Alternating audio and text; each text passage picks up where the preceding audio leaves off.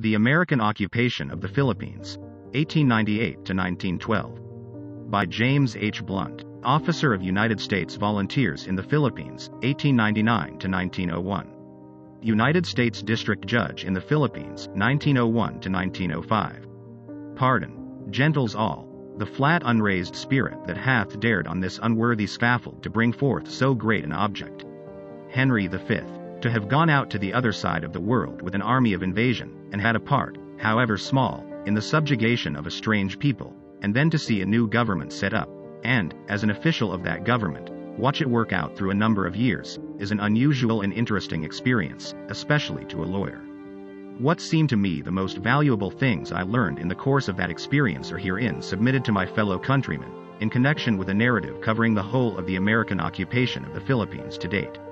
This book is an attempt, by one whose intimate acquaintance with two remotely separated peoples will be denied in no quarter, to interpret each to the other.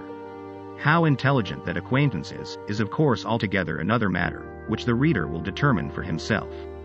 The task here undertaken is to make audible to a great free nation the voice of a weaker subject people who passionately and rightly long to be also free, but whose longings have been systematically denied for the last 14 years, sometimes ignorantly, sometimes viciously, and always cruelly, on the wholly erroneous idea that where the end is benevolent, it justifies the means, regardless of the means necessary to the end.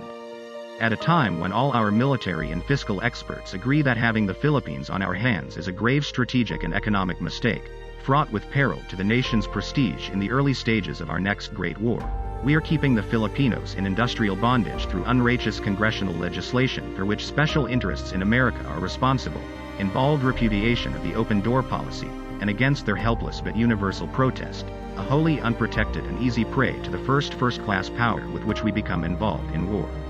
Yet all the while the very highest considerations of national honor require us to choose between making the Filipino people free and independent without unnecessary delay, as they of right ought to be, or else imperiling the perpetuity of our own institutions by the creation and maintenance of a great standing army, sufficient properly to guard overseas possessions. A cheerful blindness to the inevitable worthy of Mark Tapley himself, the stale macabrism that something is bound to turn up, and a Mrs. Jellyby philanthropy hopelessly callous to domestic duties, expenses, and distresses, have hitherto successfully united to prevent the one simple and supreme need of the situation, a frank, formal, and definite declaration, by the law-making power of the government, of the nation's purpose in the premises. What is needed is a formal legislative announcement that the governing of a remote and alien people is to have no permanent place in the purposes of our national life, and that we do bona fide intend, just as soon as a stable government, republican in form, can be established by the people of the Philippine Islands, to turn over, upon terms which shall be reasonable and just, the government and control of the islands to the people thereof. The essentials of the problem, being at least as immutable as human nature and geography, will not change much with time.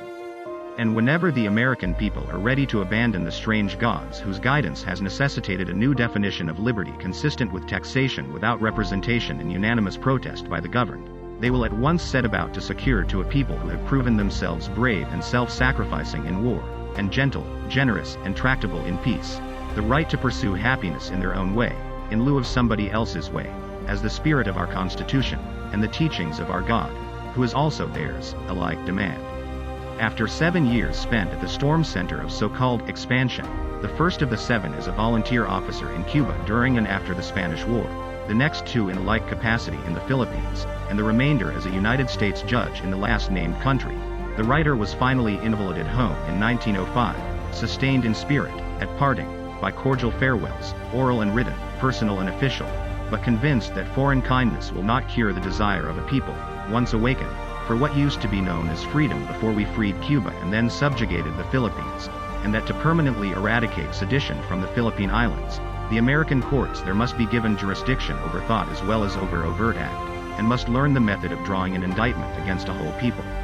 7 other years of interested observation from the Western Hemisphere end of the line have confirmed and fortified the convictions above set forth.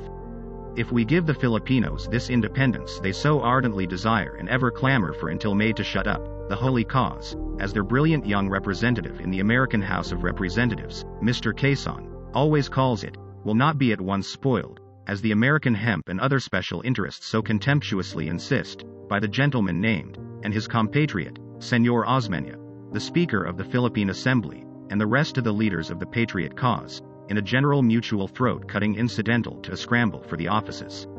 This sort of contention is merely the hiss of the same old serpent of tyranny which has always beset the pathway of man's struggle for free institutions. When first the talk in America, after the Battle of Manila Bay, about keeping the Philippines, reached the islands, one of the Filipino leaders wrote to another during the negotiations between their commanding general and our own looking to preservation of the peace until the results of the Paris Peace Conference which settled the fate of the islands should be known, in effect, thus: the Filipinos will not be fit for independence in 10, 20, or 100 years if it be left to American colonial officeholders drawing good salaries to determine the question. Is there not some human nature in that remark? Suppose, reader, you were in the enjoyment of a salary of $5, $10, or $20,000 a year as a government official in the Philippines, how precipitately would you hasten to recommend yourself out of office, and evict yourself into this cold Western world with which you had meantime lost all touch? The Filipinos can run a far better government than the Cubans. In 1898, when Admiral Dewey read in the papers that we were going to give Cuba independence, he wired home from Manila: "These people are far superior in their intelligence, and more capable of self-government than the people of Cuba, and I am familiar with both races." After a year in Cuba and nearly 6 in the Philippines, 2 as an officer of the army that subjugated the Filipinos, and the remainder as a judge over them, I cordially concur in the opinion of Admiral Dewey, but with this addition, viz. that the people of those islands, whatever of conscious political unity they may have lacked in 1898, were welded into absolute oneness as a people by their original struggle for independence against us, and will remain forever so welded by their incurable aspirations for a national life of their own under a republic framed in imitation of ours. Furthermore, the one great difference between Cuba and the Philippines is that the latter country has no race cancer forever menacing its peace and sapping its self-reliance. The Philippine people are absolutely one people, as to race, color, and previous condition. Again, American sugar and tobacco interests will never permit the competitive Philippine sugar and tobacco industries to grow as nature and nature's God intended, and the American importers of Manila hemp, which is to the Philippines what cotton is to the South, have, through special congressional legislation still standing on our statute books, to the shame of the nation, so depressed the hemp industry of the islands that the market price it brings today is just 1/2 what it brought 10 years ago. If 3 strong and able Americans, familiar with insular conditions and still young enough to undertake the task, were told by a President of the United States, by authority of Congress, go out there and set up a stable native government by July 4, 1921, and then come away, they could and would do it, and that government would be a success, and one of the greatest moral victories in the annals of free government would have been written by the gentlemen concerned upon the pages of their country's history. We ought to give the Filipinos their independence, even if we have to guarantee it to them. But, by neutralization treaties with the other great powers similar to those which safeguard the integrity and independence of Switzerland today, whereby the other powers would agree not to seize the islands after we give them their independence, the Philippines can be made as permanently neutral territory in Asiatic politics as Switzerland is today in European politics.